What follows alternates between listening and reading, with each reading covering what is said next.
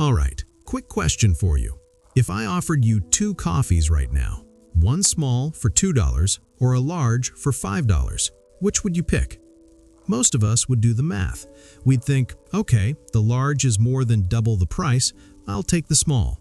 Or maybe, I want a lot of coffee, I'll splurge on the large.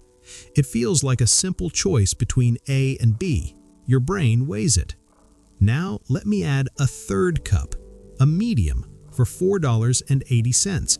And watch, just watch how your brain changes its mind. Suddenly, the large for $5 doesn't look expensive anymore. It looks smart. For just 20 cents more than the medium, I get the large? That's a no-brainer. You might even feel a little clever for spotting the better deal. But here's what just happened. That third option, the medium, it didn't give you more freedom. It didn't expand your choice. It hacked your choice. You were never meant to buy the medium. It was placed there with one job, to make the large look irresistible. And you, feeling completely rational, played right into it. This isn't a coffee trick. This is one of the most pervasive psychological levers in our world. It's called the Decoy Effect. And my key insight, what most people miss, is this. We believe more choices give us more control, but the decoy effect proves the exact opposite. An added, irrelevant third option actually restricts true rational choice. It creates an illusion of comparison while quietly funneling you toward a pre-selected outcome. You didn't choose the large because you suddenly needed more coffee. You chose it because the context around your choice was engineered. And once you see it, you'll spot it everywhere, from your streaming subscriptions to decisions that cost thousands. So let's break down exactly how this works, why your brain is so vulnerable to it, and most importantly, how you can spot the decoy and take your real choice back. To understand this engine, let me give you an analogy I've used to explain it to friends. Imagine a guy, let's call him John, walks into a grocery store. He's got a few items. He looks at the checkout. 2 lines are open. Line 1 is short, but the cashier is moving slowly. You know the type, meticulous. Line 2 is longer, but the cashier is a blur of efficiency, fast. John hesitates. He's doing the mental calculus we all do. Do I trade a short line for a slow cashier or a long line for a fast one? It's a genuine choice. He's weighing real trade-offs. Now here's the trigger. The store manager opens a third line. This new line, line 3, is long and slow. It's the worst of both worlds. And instantly, John's brain throws its original calculation out the window.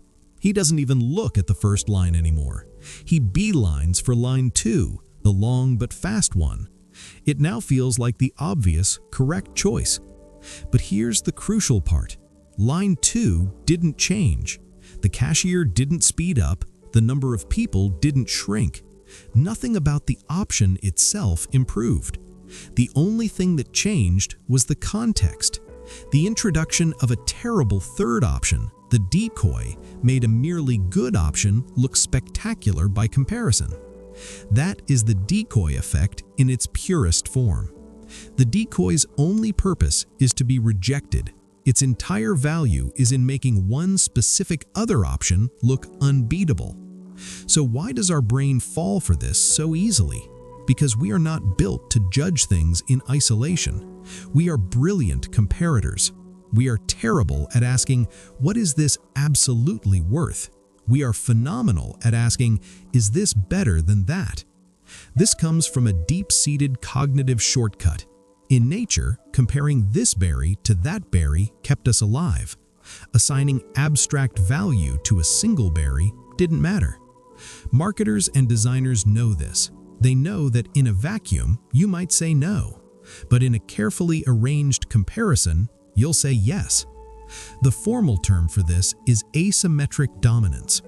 Don't let the jargon scare you. It just means the decoy is completely dominated by the target option. The large coffee dominates the medium in every way that matters. More coffee for barely more money. The fast lane dominates the new slow lane in every way. faster, and not any longer.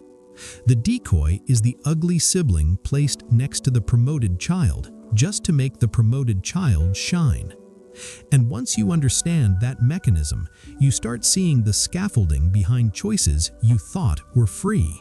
Now, this isn't just about coffee or grocery lines. This architecture is built into the digital fabric of your life. Let me give you a personal example that made me pause. I was signing up for a streaming service. The page showed 3 plans.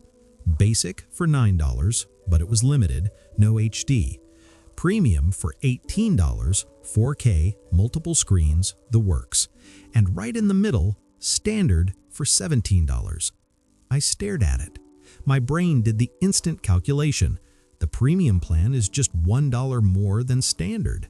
For $1, I get 4K and extra screens. It would be irrational not to upgrade. So I clicked Premium. I felt savvy, but driving that decision wasn't my need for 4K. I watch on my laptop. Driving it was the position of that Standard plan. It was a psychological stop sign placed there to make me glance at the basic, wince at its limits, and then jump past Standard to the logical peak. That Standard plan was the decoy. Its entire purpose was to make the $18 price tag feel inevitable. And this is the default blueprint for almost every software as a service or online tool you've ever signed up for. You see it instantly. 3 columns. The left column, Starter, is crippled. It's missing the one feature you definitely need. The right column, Enterprise, is overkill and wildly expensive. And the middle column, Pro or Gold, is highlighted in blue with a badge that says Most Popular. You are not seeing what's popular, you are seeing what's profitable. That Most Popular label is often a self-fulfilling prophecy because the pricing is engineered to herd you into that middle tier. The Starter is the decoy. It exists to be rejected, to make the middle tier look like the only sane choice. But the stakes get truly serious when we move into high-value services. This is where the decoy effect doesn't just upsell you by a few dollars, it reshapes budgets. Imagine you're hiring a consultant or an agency. They present 3 packages. Package A, $2,000, a basic report. Package B, $10,000, strategy, implementation, support. Package C, $9,500, strategy, but no implementation support. Look at Package C. It's more expensive than A, but for $500 less than B, you're losing the crucial implementation help. It's a trap option, a pain magnet.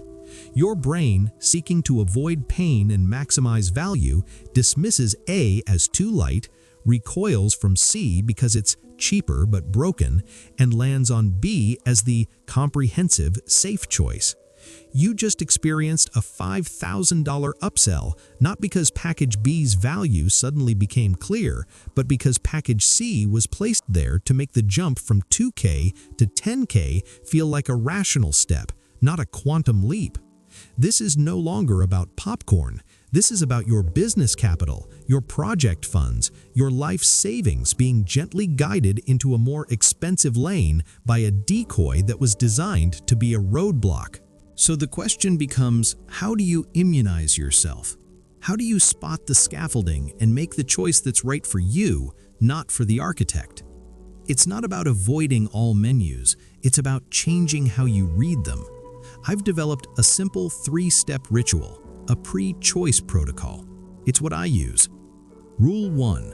Pre-plan your choice before you see the menu. This is the most powerful rule. Before you click pricing, before you walk up to the counter, you decide. You set your anchor in concrete. You say, I am here to solve X problem. My budget for this is Y. I will choose the option that solves X for Y or less. You are now entering the marketplace with a mission, not a curiosity. The menu's job is to make you compare options to each other. Your job is to compare every option to your preset standard. If nothing meets it, you walk away. You broke the first link in their chain. Rule 2. The ghost test. You're looking at 3 options. Your eye is drawn to the middle, or the one that seems like the smart deal. Now perform the ghost test. Ask this one question. If the middle option vanished, would I still want this one?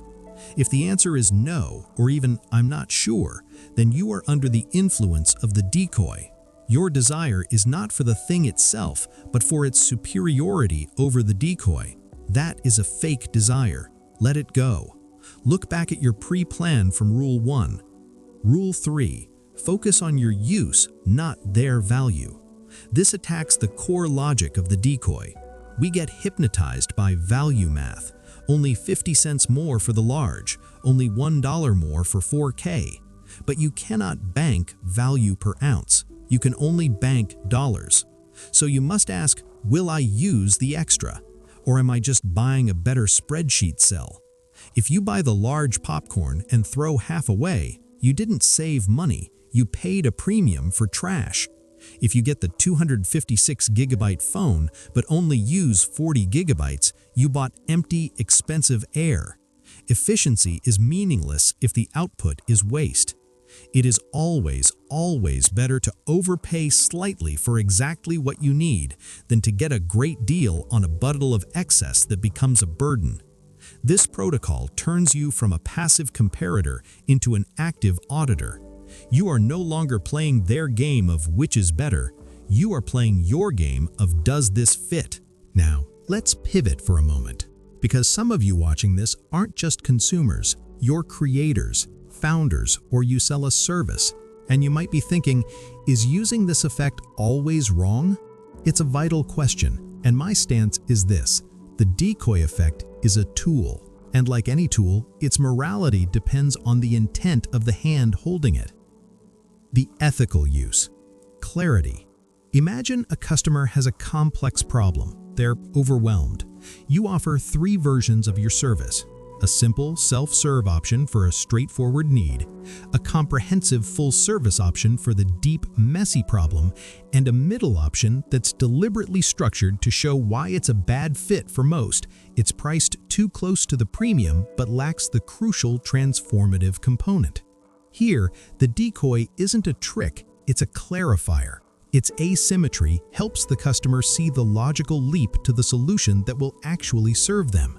You're using comparison to educate, not to manipulate. You're helping them choose, not pressuring them. This is my ethical line. Every single option you present must be able to be chosen by someone for a legitimate reason.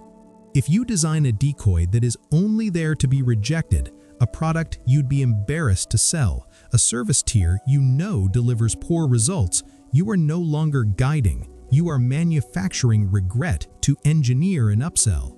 You are using psychological pressure, not providing psychological clarity. That's the difference between being a consultant and being a con artist. The moment your decoy exists solely to make another option look good, rather than to honestly represent a different potential need, you've crossed the line from ethical influence into exploitation. So, if you use this structure, you must be able to look a customer in the eye and convincingly explain why the decoy option is a valid choice for a specific, legitimate scenario.